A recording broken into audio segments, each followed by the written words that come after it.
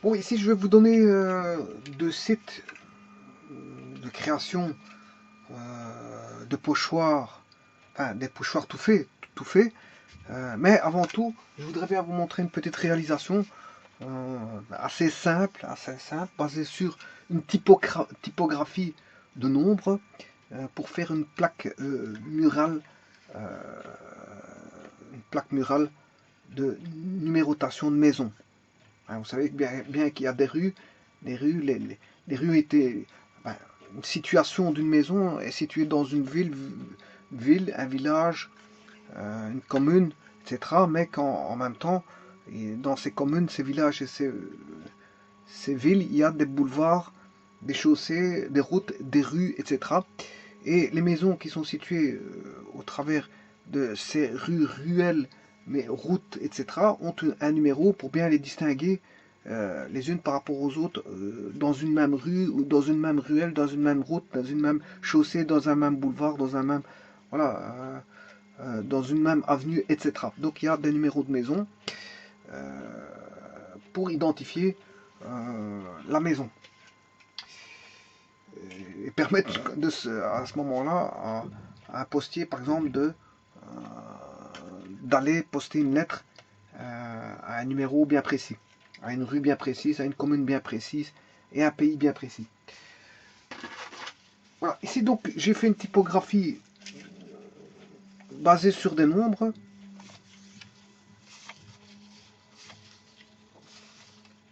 Voilà, cette typographie-là, elle vient, je vous le dis tout de suite, euh, de Microsoft Word. Donc on agrandit la numérotation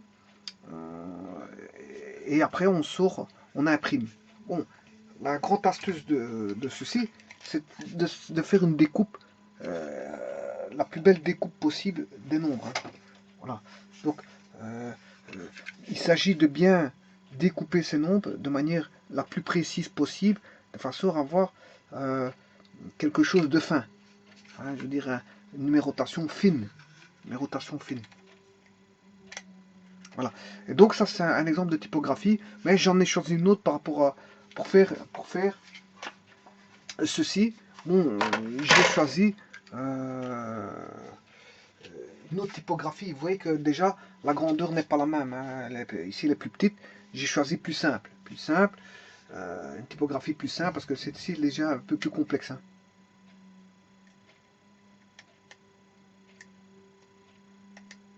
Et donc ceci c'est un travail de céramique. Et donc il a fallu une pâte qui est de la terre en soi, qu'il a fallu travailler, découper.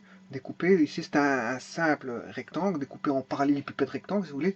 C'est assez simpliste. Bon, il faut travailler la pâte, la modeler et puis après la découper. Et puis qu'est-ce qu'on fait? Bien en fait, après avoir découpé les nombres qui constituent les pochoirs en soi, et bien après on vient mettre un espèce de vernis.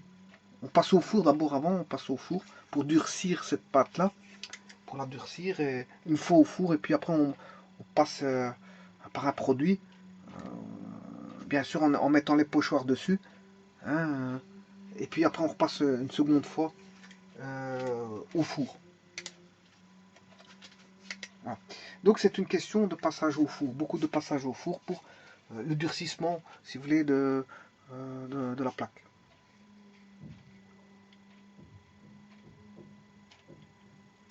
Alors, ceci, donc, comme je l'ai dit, cette numérotation-là, j'ai été la chérie. Il faut la découper, hein, pour faire des bons pochoirs, il faut les découper. Il faut la tirer de quelque part. Bon, je l'ai tiré de Microsoft Word.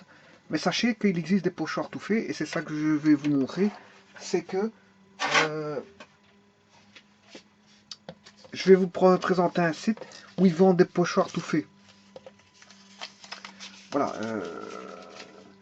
c'est www.malinelle.com /fr, c'est en France, hein, slash, voilà, loisir avec S, tiret, créatif avec S, tiret, 4, C-A-T de catégorie ou quelque chose comme ça, ou catalogue, peut-être catégorie ou catalogue, j'en n'en sais pas plus, 4, 26, 47, matériel, oui ici il y a un slash, matériel-de-base-4 slash pochoir avec S-A slash peindre slash 466, tout est collé, hein. 2654 est collé à 4, 2647 est collé à 4, et 466 est collé à 4, slash pochoir avec S-vert-e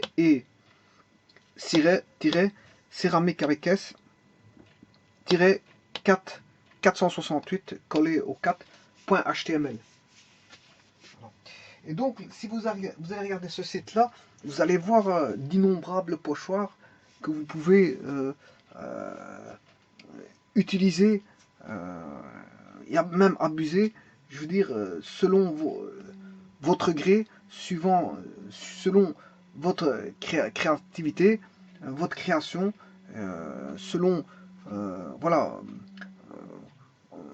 votre matériel de base que vous allez utiliser pour créer, je veux dire, la composante artistique de votre céramique.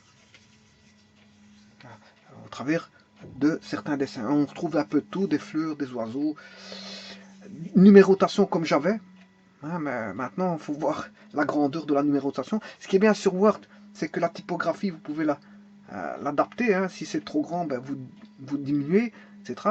Ben, je suppose que quand on vend des typographies, ben, c'est suivant certains standards. Donc vous n'aurez pas toutes les typographies, les grandeurs données. Hein. Ça, fatalement, il faudra choisir les grandeurs qui sont déjà standardisées.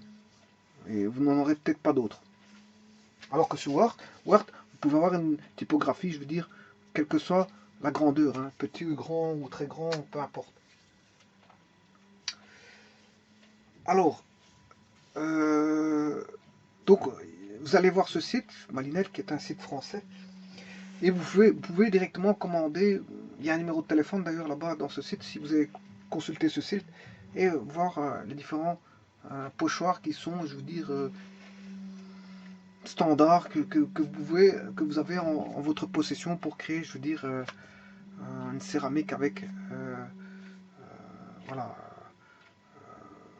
des céramiques avec des dessins, des nombres ou peu importe. Voilà, maintenant je vous montre un autre site qui est en rapport direct avec la céramique. Donc ça c'est en rapport avec les pochoirs que vous allez utiliser pour votre céramique, hein. C'est surtout ça, c'est des outils, hein. C'est du matériel, des outils de base. Voilà, des pochoirs pour verre, céramique, etc. Des pochoirs à peindre. Voilà, vous avez tout le loisir de choisir dans ce site votre matériel de base pour votre céramique. Et alors, pour la céramique en soi-même, en elle-même, hein, pour la céramique en elle-même, vous allez voir www.aude-lauvergnas, Lauvergnas, Lauvergnas, aude-lauvergnas-céramique.fr. Alors vous tapez les différentes techniques S de pose du décor slash, et là vous avez différentes techniques qui vous sont expliquées en gros. Si vous n'êtes pas satisfait de ce site là, mais il existe différents autres sites sur internet pour avoir différentes techniques concernant la céramique. Mais bien sûr, quand on fait de la céramique, il faut être outillé, hein. Tout comme quand on fait de la gravure, il faut être outillé. Hein, par exemple, quand j'entends par là, quand vous faites de la gravure, il faut au moins des presses. Voilà. Il faut des presses. Des presses, c'est tout l'outillage de gravure. Et bien en céramique, c'est pareil. Il vous faut un minimum un four. Hein, un four en dehors voilà, du matériel de base tel que le matériel de céramique, mais il vous faut un four. Et un four, c'est pas donné hein, au niveau du prix, tout comme une presse n'est pas donnée. Donc vous voyez, quand vous faites de la gravure, la première chose qu'il vous faut, c'est une presse. Or, une presse n'est pas donnée. Voilà. La première chose que vous pensez pour faire de la céramique, mais c'est un four. Or, le four n'est pas donné. Voilà. Donc, pensez à ça avant de faire de la céramique. Maintenant, si vous êtes dans une école d'art ou où ils ont une presse, vous pouvez en profiter de la presse de l'école. Si vous avez dans une école où il y a un four, mais profitez du four de l'école pour faire vos céramiques. Voilà.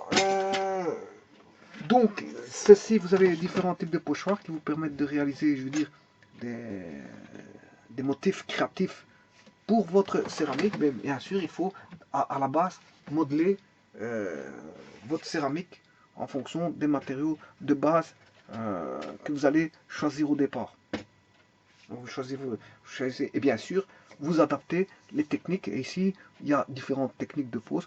Bien sûr, l'idéal que ce soit pour la gravure ou pour la céramique, c'est d'être accompagné par un professeur qui va vous guider tout le long de son cheminement, tout le long du cheminement de votre création, qu'elle soit de gravure ou de céramique.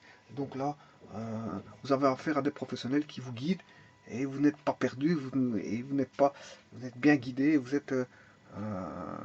avez un cheminement logique, adéquat au travers, on va dire, de remarques, de remarques faites par un guide professionnel, voilà, et qui vous guide tout le long de votre création. Voilà, donc maintenant,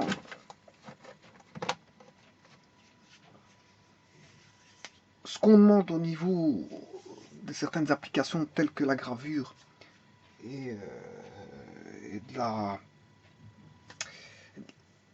la céramique, mais c'est d'avoir une certaine idée de création. C'est d'abord la création, c'est de savoir, bon, dans son projet, qu'est-ce qu'on va aborder comme, je veux dire, sujet. Comment va-t-on l'aborder? Quelles sont les techniques à apporter qui seront utiles pour, on va dire, parcourir tout le long de ce projet pour en finalité avoir un produit fini qui est l'objet de création de base, de départ. Voilà, donc l'idéal c'est d'être guidé et de ne pas faire du n'importe quoi seul. Voilà, parce que c'est vrai que commencer à acheter un four tout seul, ça coûte cher, hein, ou une presse tout seul pour la gravure, ça coûte cher. Et ne pas être bien guidé, ben, c'est de faire du n'importe quoi. Autant être bien guidé par un professionnel donc, et s'insérer dans un groupe. Parce que dans les groupes, on a des échanges avec d'autres personnes qui permettent d'autres ont des connaissances plus importantes que d'autres élèves et donc ils peuvent vous apporter aussi. Certains élèves peuvent, quand je dis élèves, bon, généralement, c'est des personnes aussi d'un certain âge, hein, faut pas voir ça comme des étudiants. Bon, il se peut qu'il y ait des jeunes, mais il y a généralement la gravure et la céramique sont faits par des gens, je veux dire, qui ont fait beaucoup de choses derrière eux et qui entament une nouvelle chose, voilà, nouvelle chose, et ça se fait après un certain âge, après avoir fait pas mal de choses durant leur vie, ben, et ils se mettent à ça. Mais on peut retrouver malgré tout des jeunes qui se mettent à la céramique et des jeunes qui se mettent à la, à, à la gravure. Mais voilà, ça se compte sur les doigts d'une main. Voilà. Parce que avant de passer à la gravure ou à la céramique, beaucoup ont tenté le dessin, la peinture, etc., etc. Avant d'entamer, je veux dire, des choses un peu plus, je veux dire, il faut savoir dessiner. Il faut savoir dessiner, mais il faut savoir faire du dessin, il faut savoir peindre, il faut savoir avoir fait de la peinture. L'art créatif par la peinture. Et donc, quand on est complet au niveau du dessin et de la peinture, ben, on peut travailler, je veux dire, certains matériaux tels que le cuivre en gravure, ou le zinc en gravure, ou, voilà, le vinyle toujours en gravure, ou le bois en gravure. Quoique, voilà.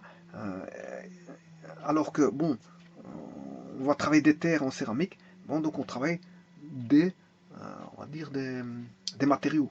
Des matériaux, sachant qu'on sait dessiner, sachant qu'on sait peindre, ben, maintenant on met à profit le modelage en céramique pour pouvoir dessiner des concepts qu'on a, je veux dire, qu'on a projetés, et de les peindre suivant des couleurs que l'on a, que l'on désire établir pour son œuvre.